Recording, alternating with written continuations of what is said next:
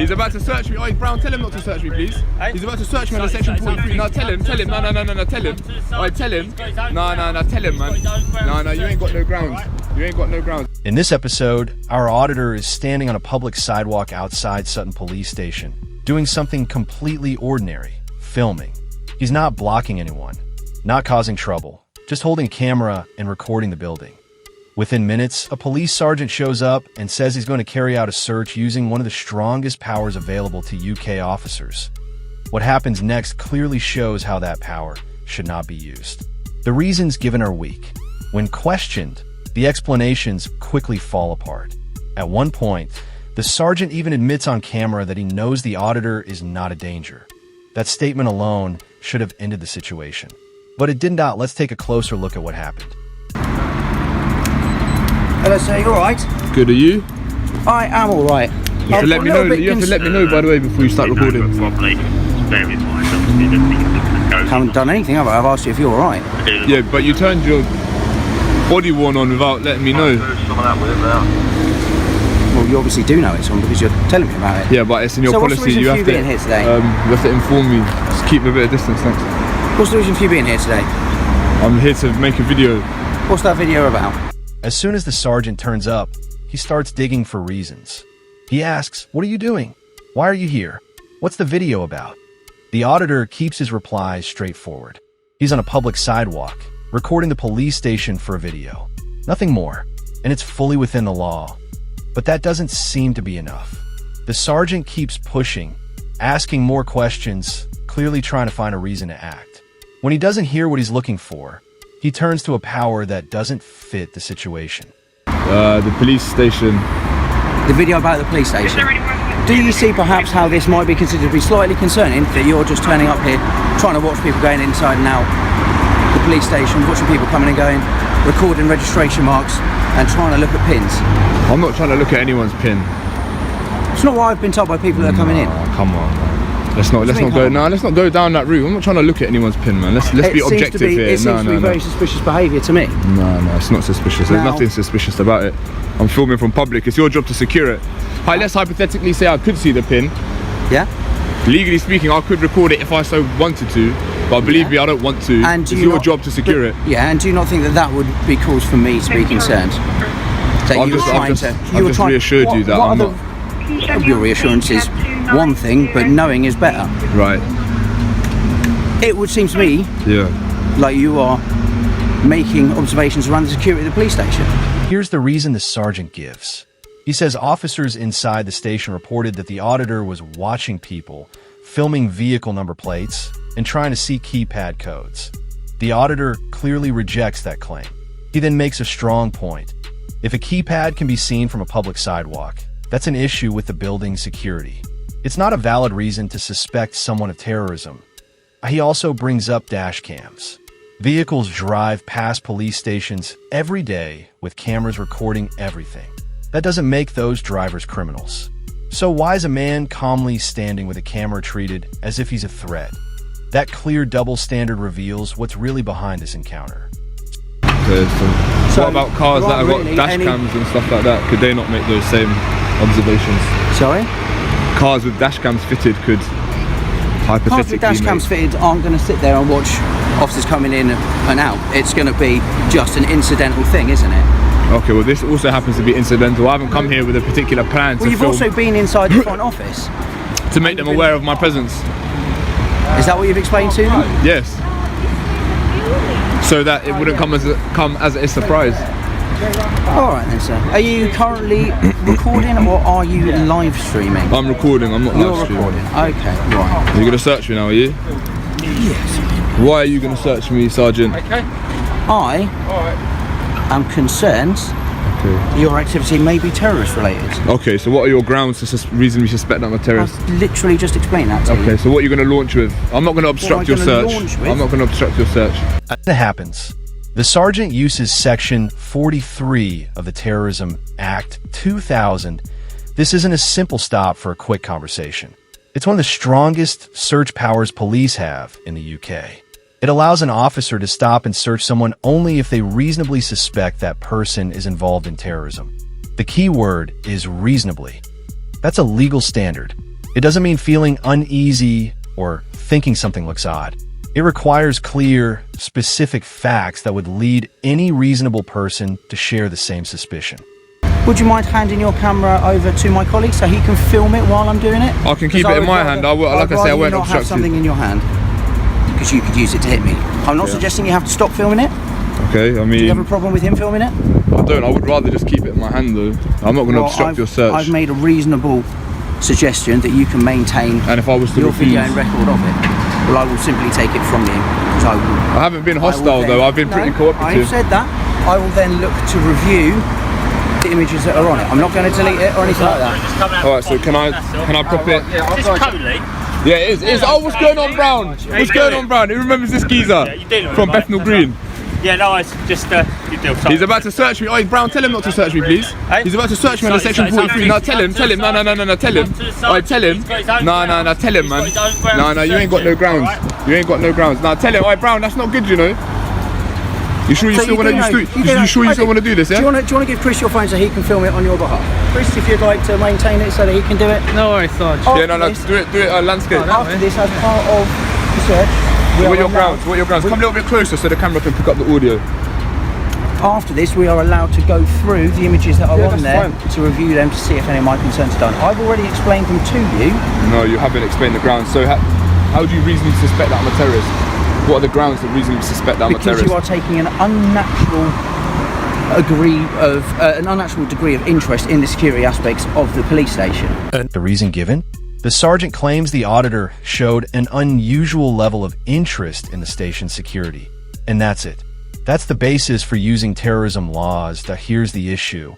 Being curious about a building, even in a way that seems unusual, is not terrorism. Filming a police station from public land is not a crime. In fact, it happens all the time. Photographers, reporters, researchers, and auditors regularly record public buildings. If that alone were enough to justify a search under terrorism powers, then anyone holding a camera near a government site could be stopped and searched. That's not what the law says, and it's not how it's meant to be used. That's not an objective basis to reasonably suspect that I'm a terrorist.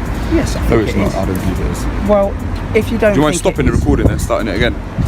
If you don't, I'll give it back. Don't worry. Yeah, go on. Are you going to say something now it's not being recorded? No, not at all. I just wanted to preserve the recording so that I don't lose it. I don't think you've got grounds to reasonably suspect I'm a terrorist. Well, if you don't think I've got grounds, then you don't think I've got grounds. No, but this is not subjective. This is not open to debate. Exactly. It has to be an objective basis. If you disagree with my assessment, so what you're doing is illegal. What you're doing is illegal. What he's doing is illegal. Then you can complain about it. I won't be complaining. I'll be suing. It will then get reviewed. That would be via a complaint, wouldn't it? No, it wouldn't be via a complaint. So my name's Sergeant Mugden. I obviously work here at Sutton Police Station, and you're just taking for the purpose. Okay. And what are you expecting to find? Because that's part of the search criteria they have to satisfy. Objects relating to what? Objects relating to terrorism. So that could be if there are images of the CCTV. If there is footage of you watching people trying to go in, if you are if you are getting stuff of people's registration as they're coming in and out, if you have any objects on you that would be in there that would be terrorist related, if you could have things like no, not necessarily maps, but things like rope, gaffer tape, any of these things, weapons, can all be used as part of terrorist-related activity. You think that the police station is a valuable target for a terrorist? When asked what he thinks he'll find, the sergeant mentions items like rope, tape, maps, or weapons. Things that could, in theory, be used in an attack. But there's no information suggesting this man has any of that. No past concerns. No reports of threats. No warning signs at all. Just a person with a camera who hasn't committed any crime. The reasoning doesn't hold up. Yes, criminals might carry certain items, but that doesn't mean you can search someone just because those items exist. Suspicion has to be based on clear facts linked to this individual at this moment doing this specific activity. Those facts simply aren't there. Extremely. I think so. Why? Is there any data that supports that? Any sort of given incidents in the past? Yes. Police officers have literally been targeted and attacked. So I've got this. No, I don't consent to this. No, don't touch me, man. No, don't touch me. You said you're not going to obstruct it. The search is happening whether you consent to it or not. So it's up to you. It's not good enough, really. It's up to you whether this is done gently and nicely, or if it is done with restraint and handcuffs. This is how you would apprehend a terrorist, where you just let one guy record and it's just I'd me let and him you. record as a courtesy. So it's just me and you. So this is a suspected terrorist you're about to search. Is this a good idea then? Yeah. So this is a good idea. We're one-on-one right now. This is a good idea, is it? Well, we're 2-on-1, 3-on-1, 4-on-1, aren't we? It's ridiculous. You know it's ridiculous. You know full well I'm not a terrorist. You crack on. So what's your it's name? ridiculous. I'm not going to tell you my name. How would you like me to Part of address my you? powers, part of the powers. It certainly is. How would you like me Section to address 43 you? powers does not give you powers for me to give my name. I don't have to give my name. No, I didn't say it does. I just said, how would you like me to address you? Stop trying to treat me like you're treating me respect. Like you're violating my rights. You're violating my rights right now. You're violating my rights, and you're trying to act friendly and this and that. Like, come on, man. What right am I violating? My freedom to record from in a public place. I haven't stopped you recording. Yes, I haven't but stopped you you're recording. interfering with it. There are no grounds for the search. You are I've given interfering you with the it. grounds for my There search. is no I've given you the grounds for my search twice. You haven't gone about this I very think that they well. will stand up to scrutiny extremely well. You haven't gone about this well.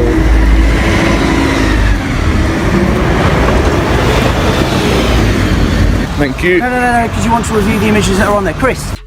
Next, the sergeant asks for the phone. He says he plans to check the images stored on it. Under Section 43, officers can search for items linked to terrorism, and that can include digital devices. But there's an important condition. Any review of what's found only stands if the original search was lawful. If there were no proper grounds to begin with, there's no proper authority to go through someone's phone. You can't base legal powers on a weak starting point. The auditor isn't resisting. He isn't aggressive. He's calmly asking the officer to explain the reasons for the search. And each time, the explanations fail to properly support the action being taken. Yeah, you want to review the images, a copy of the search slip, which... Yeah, write me up that search slip, please. Yeah, alright. Totally. What's up? Alright, dude. Alright. You good though, yeah? Yeah, I like the comments on your live on my one. What? Yeah, they like you, What innit? was it? I can talk a glass eye to sleep, yeah? Talk the back legs off a donkey and that. That's it. They're not gonna like me sitting here joking and that with you lot, you know, after this just happened. I've got to go, I need to get back into character real quick. Individual officers doing have individual grounds, yeah? Oh, you should have told him though, you should have told him not to search me. Because technically he could be liable now if I was to bring a sick. Because he didn't have sufficient grounds to search me. Each day is different. I know, but I hear what you're saying, but legally, there's no grounds to search me for doing what I'm doing. Different grounds, and no, it shouldn't be different grounds. It's not subjective though, is it?